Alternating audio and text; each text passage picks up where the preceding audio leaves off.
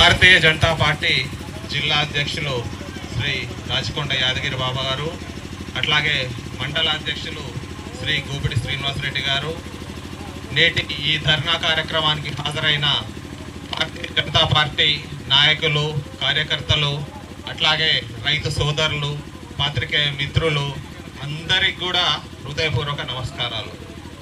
మిత్రులారా, మీకు తెలుసు మన భారతదేశం వ్యవసాయ ఆధారిత దేశం. ఒకప్పుడు రైతు లేనిదే రాజ్యం లేదు, రైతే దేశానికి వెన్నెముక. అట్లాగే వ్యవసాయం అంటే పండగ అని చెప్పి నానుడు ఉండేది. కానీ ఇప్పుడు వ్యవసాయం అంటే దండగా అనే పరిస్థితి వచ్చింది. దీనికి ముఖ్య కారణము మనం ఇంతకాలం మనం పాలించిన కాంగ్రెస్ పార్టీ కానీ బీఆర్ఎస్ పార్టీ కానీ వాళ్ళ యొక్క రైతు వ్యతిరేక విధానాలే అని చెప్పి నేను తెలియజేసుకుంటున్నాను. ముఖ్యంగా ఈ షుగర్ ఫ్యాక్టరీ విషయానికి వస్తే, షుగర్ ఫ్యాక్టరీ మూసివేసి దాదాపు 10 సంవత్సరాలు అవుతుంది. ఫ్యాక్టరీ నడిచే సమయంలో ఇక్కడికి వస్తే ఎక్కడ చూసినా కూడా చుట్టూ చెరుకు తోటలతో పచ్చగా కనపడేది. అట్లాగే క్రషింగ్ సీజన్ వస్తే ఎడ్ల బండ్లు, ఇక్కడ పనిచేయడానికి వచ్చిన కార్యకర్తలు, ఇక్కడ హోటళ్ళు, ఇవన్నిటితో కూడా ఒక పండగ వాతావరణం కనిపించేది. ఇవాళ అట్లాంటిది ఇక్కడ బోసిపోయి ఒక శ్మశానం లాగా కనబడుతుంది. ఇక్కడ ఒక శ్మశాన వాతావరణం ఏర్పడింది. దీనికి ఒక ముఖ్య కారణము కాంగ్రెస్ పార్టీ, బీఆర్ఎస్ పార్టీ. మీకు తెలుసు, మన మాజీ ఎమ్మెల్యే కల్వకుంట్ల విద్యాసాగర్ రావు గారు నేను ఫ్యాక్టరీని కనుక తెరిపించకపోతే ఈ గేటుకు ఊరేసుకుంటా అని చెప్పారు.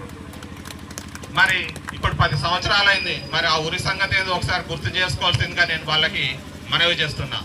అట్లాగే ఇక్కడి నుంచి మన బోధన్ షుగర్ ఫ్యాక్టరీ వరకు మా ప్రియతమ ఎంపీ గారు ధర్మపురి అరవింద్ గారు పాదయాత్ర చేసిండ్రు. ఆ పాదయాత్ర చేసిన ఫలితంగానే రేవంత్ రెడ్డి ఇక్కడ పెద్దగుండు దగ్గర సమావేశంలో ఇక్కడ ఉన్న అందరి దేవుళ్ళ సాక్షిగా నేను నెల రోజుల లోపల అధికారంలోకి వచ్చిన తర్వాత ఫ్యాక్టరీని తెరిపిస్తా అన్నాడు. అందరి దేవుళ్ళ మీద ఒట్టేసి మర్చిపోయిండు. కానీ దేవుళ్ళు మర్చిపోరు. సమయం వచ్చినప్పుడు ఆయనకు తగిన బుద్ధి చెప్తారు. ఇప్పుడు కేవలం రేవంత్ రెడ్డి ఒక కమిటీ వేసి ఆ కమిటీ పేరు మీద కాలయాపన చేస్తున్నాడు తప్ప వీళ్ళెవరికి కూడా ఫ్యాక్టరీని తెరిపించే ఉద్దేశం లేదు. కానీ భారతీయ జనతా పార్టీ మొదటి నుంచి కూడా ఇక్కడ ఫ్యాక్టరీలు తెరిపించాలని చెప్పేసి ఇక్కడ రైతు సోదరుల కోసం, ముఖ్యంగా ఫ్యాక్టరీ కార్మికుల కోసం మొదటి నుంచి కూడా పోరాటం చేస్తున్నాం. ఇక్కడ ముత్యంపేట ఫ్యాక్టరీలో దాదాపు 2000 మంది ఇక్కడ కర్మాగారంలో పనిచేసే వాళ్ళు, ఫ్యాక్టరీలో పనిచేస్తూ వాళ్ళందరూ వాళ్ళ కుటుంబ సభ్యులతో కలిసి సుఖ సంతోషాలతో ఉండేవాళ్ళు. అట్లాంటిది ఫ్యాక్టరీ మూసివేసిన తర్వాత వాళ్ళందరూ వాళ్ళ కుటుంబాలను వదిలేసి ఇలా గల్ఫ్కు వలస వెళ్తే వాళ్ళ కుటుంబాలన్నీ కూడా ఇక్కడ రోజు ఏడుస్తున్నారు. వాళ్ళ గోస ఖచ్చితంగా ఈ బీఆర్ఎస్ నాయకులకు, కాంగ్రెస్ నాయకులకు తగులుతుంది. వాళ్ళకు తగిన శాస్త్ర చెప్తారు ప్రజలు అని చెప్పి నేను ఈ సందర్భంగా నేను తెలియజేసుకుంటున్నాను.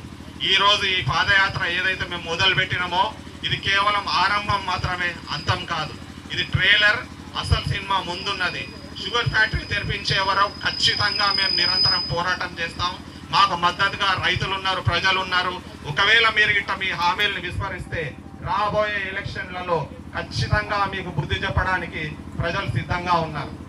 అట్లాగే మొన్న మన ఎమ్మెల్యే కల్వకుంట్ల సంజయ్ గారు మల్లాపూర్ పట్టణంలో వాళ్ళ కార్యకర్తల సమావేశంలో మా ఎంపీ గారు ధర్మపురి అరవింద్ గురించి కొన్ని వక్ర కామెంట్స్ చేయడం జరిగింది. నేను ఈ సందర్భంగా వారికి తెలియజేసేది ఒకటే, మా ధర్మపురి అరవింద్ గారు ఇచ్చేదే చెప్తారు, చెప్పేదే చేస్తారు. వారు మాట ఇస్తే ఎప్పుడు కూడా తప్పరు. పసుపు బోర్డు తీసుకొస్తా అని చెప్పేసి బాండ్ పేపర్ రాసి పసుపు బోర్డు తీసుకురావడమే కాకుండా ఆ పసుపు బోర్డు కార్యాలయాన్ని నిజామాబాద్లో ఏర్పాటు చేయించిన ఘనత మా ధర్మపురి అరవింద్ గారిని.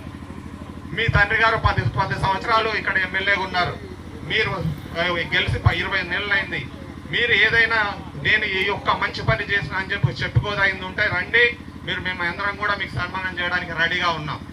అంతేగాని అనవసరంగా ఎవరి మీద కూడా విమర్శలకు పాల్పడవద్దని చెప్పుకుంటూ రాబోయే ఎలక్షన్స్లో, అసెంబ్లీ ఎలక్షన్స్లో ఇక్కడ మా ధర్మపురి అరవింద్ గారి నాయకత్వంలో మేము ఈ అసెంబ్లీ సీటును గెలిచి మీ కట్వకుంట్ల కుటుంబ పాలనకు చర్మగీతం పాడబోతున్నాం అని చెప్పి ఈ సందర్భంగా తెలియజేసుకుంటూ ఈ పోరాటం నిరంతరం ఉంటుంది.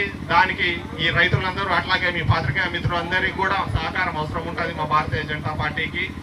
కాబట్టి మీరందరూ కూడా మాకు మద్దతు తెలియాలని తెలుసుకుంటూ నాకు ఈ అవకాశం ఇచ్చినందుకు హృదయపూర్వక ధన్యవాదాలు తెలియజేసుకుంటున్నాను. భారత్ మాతాకి జై హింద్.